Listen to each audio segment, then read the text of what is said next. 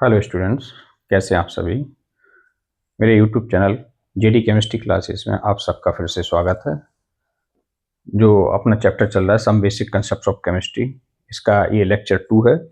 Lecture first मैंने कल आपको पढ़ाया था, जिसमें मैंने आपको केमिस्ट्री की definition, importance of chemistry, uses of chemistry, इसके अलावा मैंने मैटर के बारे में बताया था और स्टेट्स ऑफ मैटर के बारे में मैंने आपको बताया था। और मैंने आपको बताई थी कि जो स्टेट ऑफ मैटर होती हैं 5 टाइप्स की होते हैं: सॉलिड, लिक्विड, गैस, प्लाज्मा और BEC, बोरॉन आइंस्टीन कंडेंसेट। तो उसी सीरीज में ये लेक्चर 2 है, chapter some basic concepts of chemistry का लेक्चर 2। और इस लेक्चर में मैं आपको मैटर का क्लासिफिकेशन डिटेल में बताऊंगा। तो कल जो मैंने आपको बताया था वो तो एक चीज हो ही गई, ये लेक्चर 2 रहेगा इस चैप्टर का। और इसमें मैं मैटर का आपको क्लासिफिकेशन बताऊंगा। मैटर मीन्स पदार्थ। कल मैंने आपको बताया था पदार्थ यानी मैटर, इसका क्लासिफिकेशन मुझे आज बताना है आपको। तो सबसे पहले मैंने आपको मैटर की डेफिनेशन बताई थी। कोई भी ऑब्जेक्ट या थिंग जिसमें वॉल्यूम होता है, मास होता है और जो किसी स्पेस को ऑक्युपाई करता है, दैट इज मैटर। मैटर की डेफिनेशन कल हो गई थी, आज उसका क्लासिफिकेशन मुझे आपको बताना है। तो कोई भी पदार्थ हो, उनको जब क्लासिफाइड करते हैं तो दो टाइप से करते हैं। एक तो उसका फिजिकल क्लासिफिकेशन और दूसरा होता है केमिकल क्लासिफिकेशन, भौतिक वर्गीकरण, और दूसरा होता है रासायनिक वर्गीकरण। जो फिजिकल क्लासिफिकेशन होता है एक्चुअली वो स्टेट्स ऑफ मैटर ही होते हैं। जो फिजिकल भौतिक रूप से जो पदार्थ का जो वर्गीकरण किया जाता है वो पदार्थ की अवस्था के आधार पर किया जाता है, जो कि कल मैं आपको पढ़ा चुका हूं। और उस बेस पे मैटर 5 टाइप के होते हैं: solid, liquid, gas, plasma and BEC। और जो दूसरा है केमिकल क्लासिफिकेशन, उसको आज मैं नए तौर पर बताऊंगा, क्योंकि जो फिजिकल क्लासिफिकेशन है उसको आप कहीं ना कहीं कल पढ़ चुके हैं स्टेट्स ऑफ मैटर के रूप में। लेकिन इसमें मैं पूरा चार्ट के फॉर्म में आपको समझा दूंगा आज क्लासिफिकेशन ऑफ मैटर बहुत डिटेल में, जिससे आपको कोई इसके बारे में कंफ्यूजन नहीं रहेगा। तो देखिए कैसे ये मैटर है, इसको क्लासिफाइड करना है। मैटर की डेफिनेशन आप जान ही गए हैं, तो इसको सबसे पहले दो तरह से क्लासिफाइड करेंगे। पहला जो रहेगा वो क्या रहेगा? भौतिक वर्गीकरण। भौतिक वर्गीकरण, फिजिकल क्लासिफिकेशन।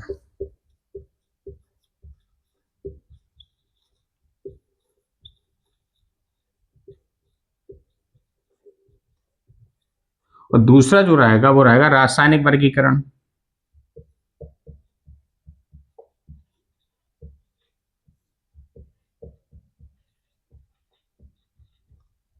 केमिकल, शॉर्ट में लिख देता हूं, केमिकल क्लासिफिकेशन। ठीक है, भौतिक वर्गीकरण और दूसरा है रासायनिक वर्गीकरण। अभी किस बेस पे है भौतिक वर्गीकरण, किस बेस पे है, और रासायनिक वर्गीकरण किस बेस पे किया जाता है, ये भी आपको जानना जरूरी है। भौतिक वर्गीकरण जो किया जाता है, जो किस पे बेस पे किया जाता है? ऑन द बेसिस ऑफ, यहां लिख देता हूं, on the basis of states, यानी अवस्था के आधार पर। पदार्थ की अवस्था के आधार पर जो वर्गीकरण किया जाता है उसे हम फिजिकल क्लासिफिकेशन या भौतिक वर्गीकरण कहते हैं, कि पदार्थ किन किन अवस्थाओं में पाया जा सकता है। और जो रासायनिक वर्गीकरण किया जाता है on the basis of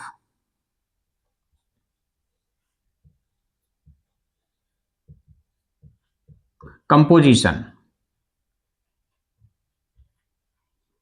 composition means संगठन।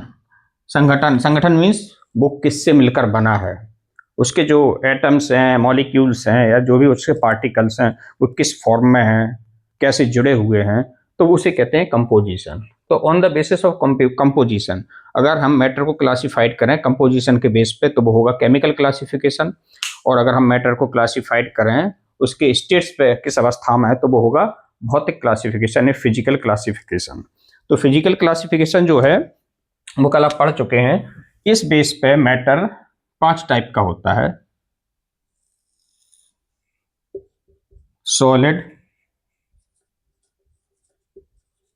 लिक्विड, गैस, प्लाज्मा और पांचवा जो था BEC। इन पांचों के बारे में कल मैं आपको बता चुका हूं। BEC का मतलब है बोरॉन, आइंस्टीन, कंडेंसेट। इन सब के बारे में आपको बता चुका हूं। तो फिजिकल क्लासिफिकेशन के बारे में आज मुझे डिटेल में बताने की कोई जरूरत है नहीं, क्योंकि कल मैं आपको पढ़ा चुका हूं उसके बारे में। इन सबको मैंने डिटेल में बताया था, पिछला वीडियो लेक्चर फर्स्ट आप इस टॉपिक वीडियो का देख सकते हैं, इस चैप्टर का।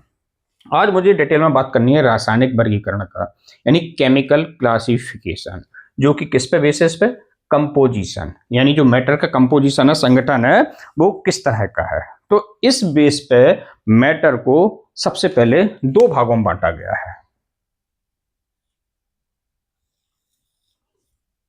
पहला है प्योर सब्सटेंस, शुद्ध पदार्थ, जैसे भी हिंदी में भी लिख देता हूं, शुद्ध पदार्थ, प्योर सब्सटेंस, प्योर ही लिख दे रहा हूं। दूसरा है अशुद्ध पदार्थ,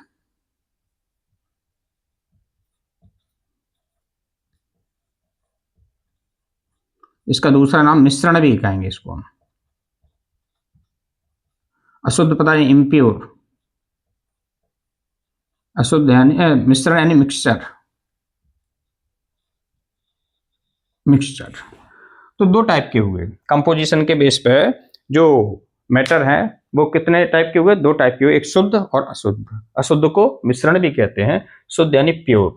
ठीक है। अब जो शुद्ध और अशुद्ध जो दो टाइप के हैं, इनको क्या फिजिकली सेपरेट कर सकते हैं? Can it be separated physically? इन दोनों को फिजिकली मीन्स होता है भौतिक विधियों से। भौतिक विधियों का मतलब होता है बीन कर, छान कर, इस तरह से किसी भी मतलब भौतिक विधि जो हम इजीली अपने हाथों से सामने देख के कर सकते हैं, उसे भौतिक विधि कहते हैं। तो फिजिकली क्या इनको सेपरेट किया जा सकता है, प्योर और इसको इम्प्योर को? Can it be separated by physically? Can it be separated physically? Physically भौतिक रूप से, मतलब छान कर बीन कर, ऐसे समझो आप कि जो शुद्ध और अशुद्ध प्रकार के जो पदार्थ हैं, इन्हें क्या आप छान कर बीन कर अलग कर सकते हैं? जिनसे मिलकर वो बने हैं उन पार्ट्स में उसे डिवाइड कर सकते हैं, अलग अलग बांट सकते हैं? तो प्योर में नो,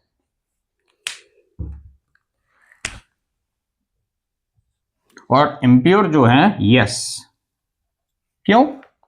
एक छोटा छोटा एग्जांपल लेके चलते हैं, ये तो बातें ही खत्म हो गई। इसी में रासायनिक वर्गीकरण जो दो टाइप का है। सबसे पहले शुद्ध पदार्थ, अशुद्ध पदार्थ। शुद्ध पदार्थ का मतलब होता है कोई भी ऐसा मैटर या सब्सटेंस जो एक दूसरे से मिलकर, उसके जो पार्टिकल्स हैं वो इस तरह से एक दूसरे से जुड़े हुए हैं कि आप छानकर या बीनकर उनको अलग नहीं कर सकते, एकदम प्योर हैं वो, कोई अशुद्धि नहीं है, इसलिए उन्हें प्योर कहा गया, शुद्ध पदार्थ।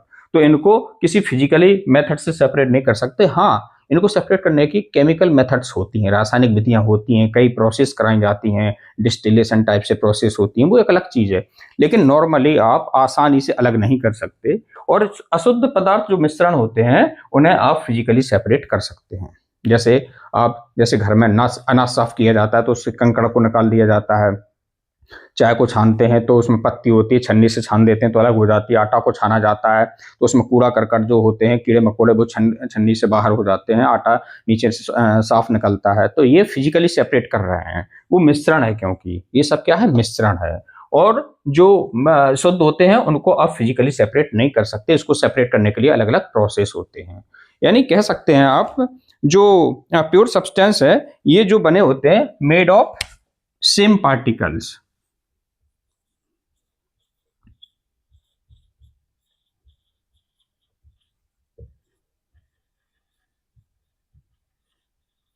और होमोजीनस होते हैं।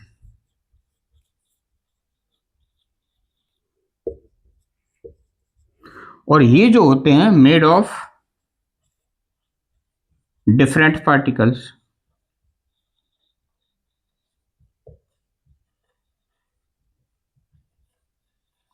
और ये होमोजीनस भी हो सकते हैं और हेट्रोजीनस भी हो सकते हैं। सब बताऊंगा मैं डिटेल में अभी आपको। तो जो शुद्ध पदार्थ हैं होमोजीनस, ये जो शुद्ध पदार्थ हैं वो एक जैसे पार्टिकल से मिलकर बने होते हैं। जैसे कि एग्जांपल मैं वैसे बहुत से बताऊंगा, लेकिन अभी मैं बता दे रहा हूँ। Chlorine Cl2, hydrogen H2, O2, H2O, ठीक है, ये सब एग्जांपल हैं। अब इसमें क्लोरीन है, क्लोरीन गैस किसी बर्तन में भरी हुई है तो उस पूरे बर्तन में chlorine Cl2 Cl2 Cl2 Cl2 ही होगा, यानी सेम पार्टिकल्स होंगे। हाइड्रोजन में गैस के कोई पॉट में अगर हम हाइड्रोजन गैस भर दें तो उसमें सारे मॉलिक्यूल H2 के होंगे, कोई इंप्योरिटी नहीं होगी, तो प्योर है ये। ऐसे ऑक्सीजन का, ऐसे ही पानी, अगर एक गिलास में पानी भरा है तो उसमें और कोई इंप्योरिटी नहीं है, तो ये समझिए आप कि वो सारे उस गिलास में जितने भी मॉलिक्यूल्स हैं वो H2O के हैं।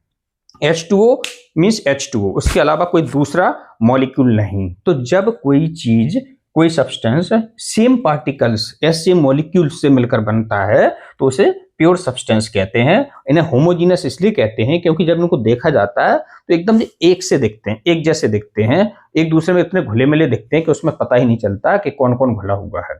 इसलिए क्या है, होमोजीनस। और हेट्रोजीनस वो होते हैं जिसमें हमें दिखाई दे कि अलग अलग सब्सटेंस इसमें घुले हुए हैं, ठीक है ना, वो हेट्रोजीनस होता है। तो ये हो गया इसका एग्जाम्पल, तो अभी मैं बता देता हूं इनको। तो जो केमिकल क्लासिफिकेशन है वो किसके बेस पे है, कंपोजिशन के बेस पे है। और सबसे पहले इसको दो टाइप में डिवाइड किया गया है, एक तो प्योर और इम्प्योर। प्योर में जो आए हैं वो क्या है, ऐसे सब्सटेंस हैं जो कि सेम पार्टिकल से मिलकर बने हैं और होमोजीनस हैं, एकदम से घुले हुए हैं। जैसे मिश्र धातुएं होती हैं, पीतल है, कांसा है, ये सब मिश्र धातुएं कैसी हैं, और पीतल जिस से मिलकर बनता है तो उसमें वो सारी मिश्र धातु, स्टेनलेस स्टील है, ये सब मिश्र धातुएं ऐसी हैं जो दो दो धातुओं से मिलकर, दो या दो से अधिक धातुओं से मिलकर बनती हैं। लेकिन आप जब देखते हैं तो स्टेनलेस स्टील में आप ये पता नहीं कर सकते कि इसमें लोहा कहाँ है, एल्यूमिनियम कहाँ है, जबकि निकल कहाँ है, जबकि ये सब जुड़ के ही स्टेनलेस स्टील बना है। वो सब यूनिफॉर्म होगा, एक दूसरे में इस तरह से घुल गए हैं कि वो सेपरेट नहीं किए जा सकते, तो वो प्योर सब्सटेंस हो गया। मिश्र धातुएं इसी के अंतर्गत आता है। अशुद्ध में आप जानते ही हैं जो अलग अलग सेपरेट किए जा सकें।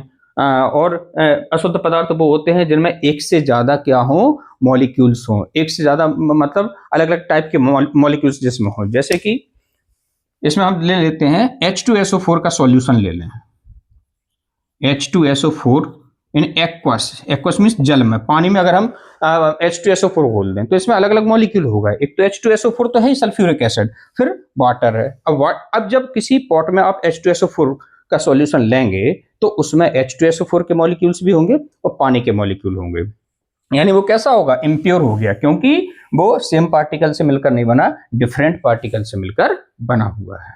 समझ में आया।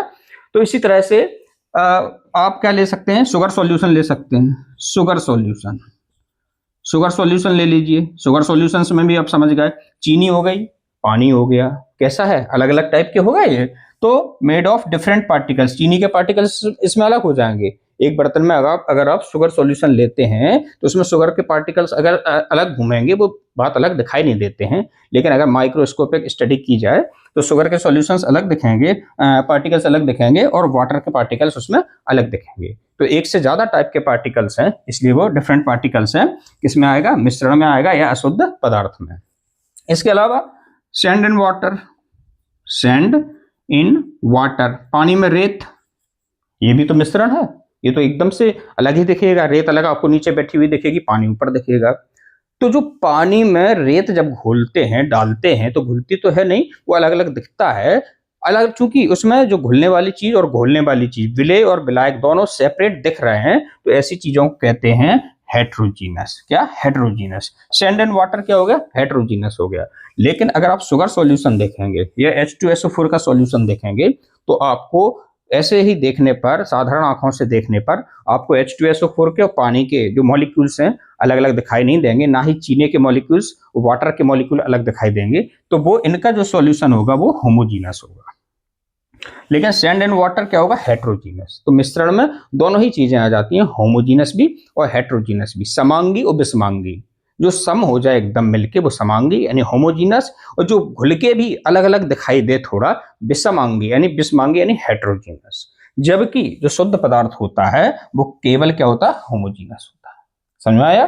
तो एक तो ये हो गया आपका। अब इसके बाद इनको भी डिवाइड किया गया है, आगे शुद्ध पदार्थ को भी और अशुद्ध पदार्थ यानी मिश्रण को भी। कैसे, जो शुद्ध पदार्थ हैं इनको डिवाइड किया गया है किसमें,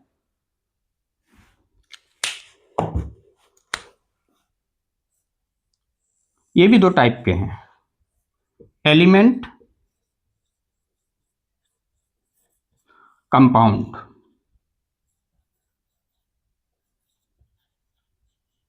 एलिमेंट और कंपाउंड में ये जो क्या है, शुद्ध पदार्थ प्योर सब्सटेंस को दो टाइप में फिर से डिवाइड किया गया, एलिमेंट में और किसमें, कंपाउंड में।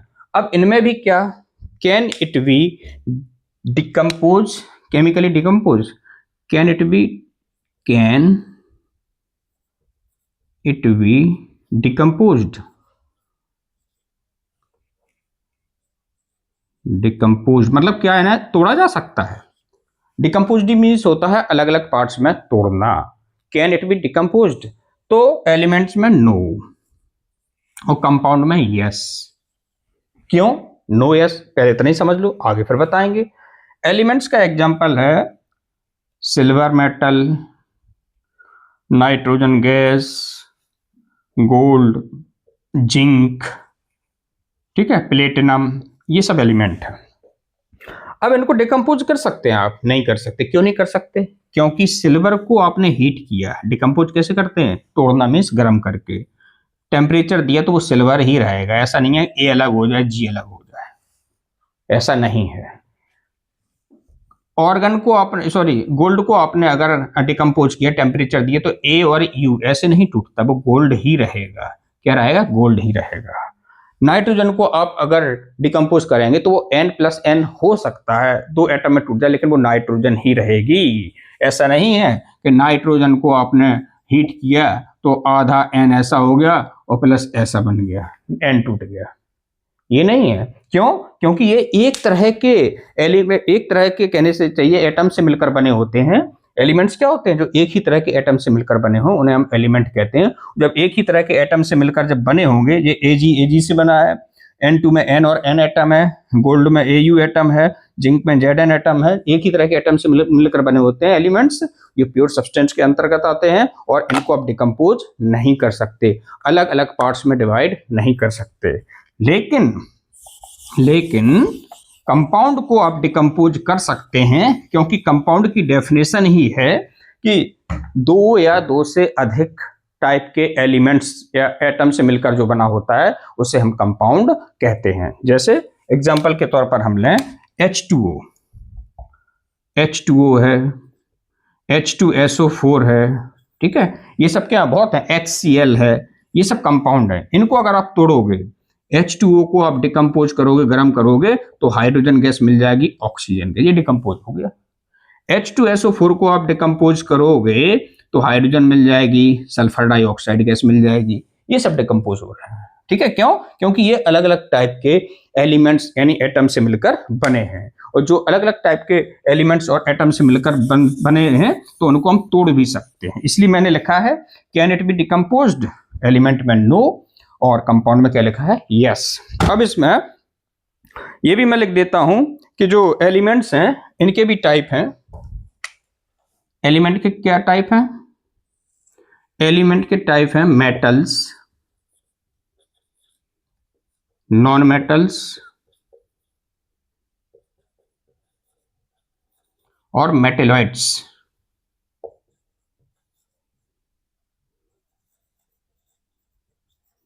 यानी धातु, अधातु और उपधातुएं, ये सब एलिमेंट होते हैं। इनके हम एक एक दो दो एग्जाम्पल भी लिख देते हैं। बाकी जब मैं आपको पीरियोडिक टेबल पढ़ाऊंगा तो मैं सारे एलिमेंट्स उसमें पढ़ाऊंगा, 118, उसमें सब बताऊंगा कौन सी मेटल्स हैं, कौन सी नॉन मेटल्स हैं और कौन सी मेटेलॉइड्स हैं। यहाँ एक एक दो दो एग्जाम्पल मैं लिख दे रहा हूँ। मेटल्स जैसे कि आयरन, जिंक, दो लिख दिया। अधातु में कोई भी गैस ले लो, क्लोरीन, हाइड्रोजन। उपधातु ले लो, सिलिकॉन, नाइट्रोजन, फास्फोरस, आर्सेनिक ले लो, ये बहुत है। सिलिकॉन और आर्सेनिक ये क्या है, मेटेलॉइड्स हैं। तो मेटल्स जो एलिमेंट्स हैं वो तीन टाइप में फिर से फर्दर डिवाइड किया जाता है इनको, धातु, अधातु और उपधातु। अब कंपाउंड्स, कंपाउंड्स की डेफिनेशन आप जान ही गए। जब कोई पदार्थ जो होता है दो या दो से अधिक प्रकार के तत्वों से एक निश्चित रेशियो में मिलकर बनाया जाता है। इसकी डेफिनेशन नोट्स में आपको पूरी अच्छी से मिल जाएगी। निश्चित रेशियो में जब 2 या 2 से अधिक तत्वों को मिलाकर कोई पदार्थ बनता है उससे हम क्या कहते हैं, कंपाउंड कहते हैं। चूंकि कंपाउंड में 2 या 2 से अधिक तरह के तत्व मिलाए जाते हैं, पदार्थ मिलाए जाते हैं, इसलिए उनको हम डिकम्पोज भी कर सकते हैं। लेकिन जो तत्व एलिमेंट की डेफिनेशन है, एक ही तरह के परमाणुओं से मिलकर जो पदार्थ बनते हैं उन्हें हम क्या कहते हैं, तत्व कहते हैं। चूंकि एक ही तरह के एलिमेंट से मिलकर बने हैं, जैसे Ag सिल्वर Ag है, जिंक में Zn है, तो उनको हम सेपरेट भी नहीं कर सकते, यानी डिकम्पोज भी नहीं कर सकते हैं।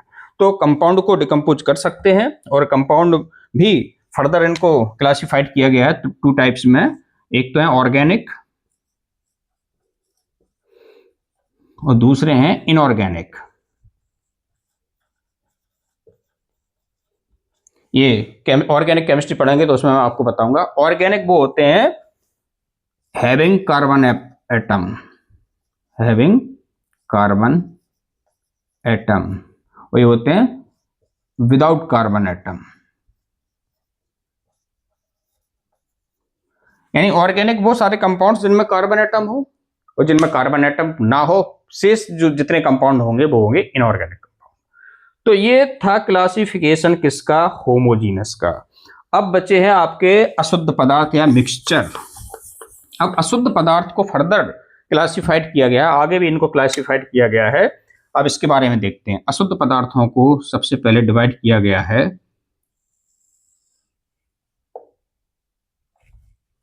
होमोजीनस और हेट्रोजीनस में, यानी समांगी और विषमांगी। ठीक है, होमोजीनस हेट्रोजीनस, शॉर्ट में लिख देता हूं, और हेट्रोजीनस, होमोजीनस एंड हेट्रोजीनस। ठीक है, यहां तक दिख रहा होगा आपको अभी। ठीक है, होमोजीनस एंड हेट्रोजीनस, समांगी और विषमांगी, होमो और हेट्रो। ठीक है, तो अब समांगी और विषमांगी ये 2 टाइप के इसमें हो गए हैं आपको। अब इसमें क्या है, इज द कंपोजिशन सेम, इसमें भी कुछ क्वेश्चन पूछा गया है समांगी और विषमांगी में। इज द कंपोजिशन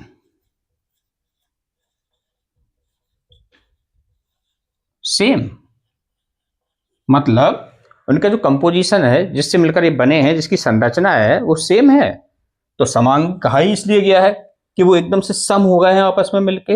यस, इसका कंपोजिशन सेम है। विषमांगी जो मिले ही नहीं है आपस में, मिलने के बावजूद भी दिख रहा है अलग अलग टाइप के हों, उसमें अलग अलग डिफरेंट टाइप के मैटर्स उसमें घुले हुए हैं, मिले हुए हैं, इसलिए वो विषमांगी नाम है। यानी नो, यानी इज द कंपोजिशन सेम। समांगी में क्या लिखा हमने, यस, और विषमांगी में क्या लिखा मैंने, नो। अब समांगी का एग्जाम्पल क्या है, समांगी का आपका जो एग्जाम्पल आता है वो आपका है सॉल्यूशन, या कह सकते हैं इसे ट्रू सॉल्यूशन। सॉल्यूशंस या ट्रू दोनों नाम लिख देता हूं मैं, विलियन सॉल्यूशन, इसी को ट्रू सॉल्यूशन भी बोलते हैं। ठीक है, और दूसरा जो विषमांगी है, विषमांगी को 2 टाइप्स में क्लासिफाइड किया गया है। पहला है कोलॉइड,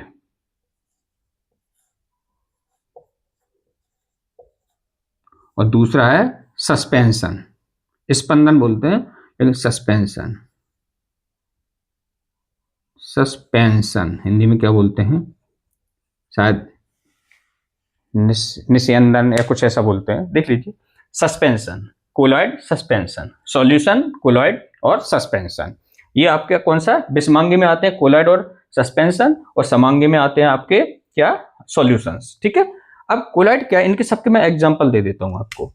जो ट्रू सॉल्यूशंस हैं, जो समांगी हैं, उसमें बहुत से एग्जांपल हैं, 1-2 लिख देता हूं। Salt in water, sugar in water, alloy, मिश्र धातुएं। मिश्र धातुएं भी ट्रू सॉल्यूशंस में आती हैं, क्योंकि इस तरह से घुल जाती हैं, होमोजीनस हो जाती हैं कि उनको सेपरेट नहीं कर सकते हैं। कोलॉइड में क्या होता है, कोलॉइड मीन्स थिक सॉल्यूशंस, ऐसे सॉल्यूशंस जो मोटे दिखें, गाढ़े दिखें, वो कोलॉइड होते हैं। हनी, हनी, ग्लू, गोंद को जब घोलते हैं, ठीक है ना, ग्लू हो गया, ठीक है। इसके अलावा इसमें और भी आ सकते हैं, पेंट, मिल्क, दूध भी इसी में आता है, कोलॉइड में आता है मिल्क, याद रखिएगा। अब सस्पेंशन में क्या आता है, सस्पेंशन में आता है कि लिक्विड में बहुत बड़े बड़े पार्टिकल्स घुले हों, ऐसे पार्टिकल्स घुले हों किसी दूसरे सब्सटेंस के, वो इजीली सेपरेट हो सकें और दिखाई भी दें, तो उसे सस्पेंशन कहते हैं। जो ब्लड होता है, हमारे ब्लड में प्लाज्मा लिक्विड होता है और उसमें तमाम तरह की सेल्स घुली होती हैं, आरबीसीज, डब्ल्यूबीसीज, प्लेटलेट्स, मोनोसाइट्स, तमाम टाइप की सेल्स होती हैं, और कुछ सेल्स उसमें बड़ी बड़ी होती हैं, जो जिसकी वजह से क्या होता है, पूरा ब्लड बहुत गाढ़ा दिखता है, थिक दिखता है, वो एक सस्पेंशन का एग्जाम्पल है। तो इसके अलावा इसमें ब्लड तो है ही, फिर sand in water, sand in water, ये भी एग्जाम्पल क्या का है, सस्पेंशन का है, क्योंकि जब पानी में रेत घोलते हैं तो रेत के कण अलग दिखाई देते हैं, और क्या होता है, जो पानी होता है वो अलग दिखाई देता है। तो ये पूरा क्लासिफिकेशन हो गया है किसका, मैटर का। अब इसको मैं एक बार पूरा समराइज कर देता हूं, जिससे आपको और अच्छे से समझ में आ जाएगा। देखिए, ध्यान से देखिए, पूरी टेबल ये बन गई है। जो मैटर की डेफिनेशन मैंने आपको बता दी थी कि कोई भी ऑब्जेक्ट जिसके पास क्या हो, मास होता है, वॉल्यूम होता है, और जो यानी स्पेस ऑक्यूपाई करता है, उसे मैटर कहते हैं।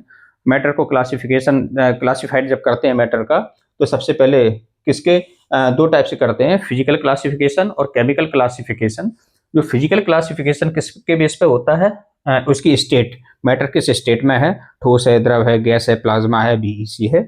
और दूसरा रासायनिक वर्गीकरण, केमिकल क्लासिफिकेशन होता है, वो किस बेस पे होता है, उसका कंपोजिशन, किन से मिलकर बना है, वो कैसे बना है।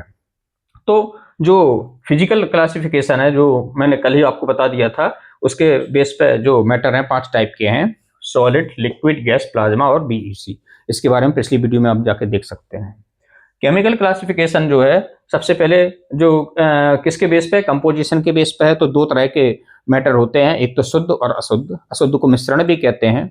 शुद्ध पदार्थ वो होते हैं जिनमें जो एक ही तरह के परमाणुओं से या कणों से, या कह सकते हैं अणुओं से मिलकर बने होते हैं, उनमें कोई इम्प्योरिटीज का मतलब होता है कोई भी दूसरे तरह का पदार्थ नहीं होता है, उसे प्योर कहते हैं। इम्प्योर के अंतर्गत वो सब आते हैं जिसमें कि 2 या 2 से अधिक तरह के एलिमेंट्स मिले होते हैं, उसे इम्प्योर कहते हैं। तो जो प्योर है, अब जब प्योर है तो can it be separated physically, जो प्योर होगा क्या उसको भौतिक रूप से आप छान कर, बीन कर अलग कर सकते हैं? तो प्योर को नहीं, तो नो लिखा है। इम्प्योर को कर सकते हैं, जैसे चीनी को उसको सैंड यानी रेत के कणों को अगर पानी में डाल दिया जाए, फिर आप छान के रेत के कण अलग कर सकते हैं, पानी को अलग कर सकते हैं। तो ये अशुद्ध पदार्थ यानी मिश्रण का एग्जाम्पल है, इसको आप फिजिकली सेपरेट कर सकते हैं, तो यहाँ एस लिखा है। अब जो शुद्ध पदार्थ हैं, इसमें मैंने लिखा है उसके बारे में, मेड ऑफ सेम पार्टिकल्स, यानी सेम तरह के पार्टिकल से मिलकर बने हैं। शुद्ध पदार्थ के अंतर्गत हमने आपको सब क्या बताया था, ये सब आते हैं शुद्ध पदार्थ, एक ही जैसे पदार्थों से मिलकर बने। आयरन है, जिंक है, अधातुएं हैं, कुछ क्या उपधातुएं हैं, और होमोजीनस होते हैं। होमोजीनस मीन्स इस तरह से एक दूसरे में जब मिलाया जाता है तो इस तरह से घुल जाते हैं कि उन्हें इजीली सेपरेट नहीं कर सकते। होमोजीनस मीन्स समांगी, पूरी तरह से एक दूसरे में सम हो जाना। फिर अब जो आगे इनको शुद्ध पदार्थों को फर्दर इनका क्लासिफिकेशन किया गया है, तो फिर से 2 टाइप से किया गया है, एलिमेंट और कंपाउंड, तत्व और यौगिक में। तत्व यौगिक मिश्रण आपने पढ़ा होगा। तत्व और यौगिक, तत्व क्या होते हैं? तत्व 118 हैं, जब मैं पीरियडिक टेबल पढ़ाऊंगा तो उसमें आप पढ़ाएंगे। तत्व के अंतर्गत धातुएं आती हैं, अधातुएं आती हैं और उपधातुएं आती हैं।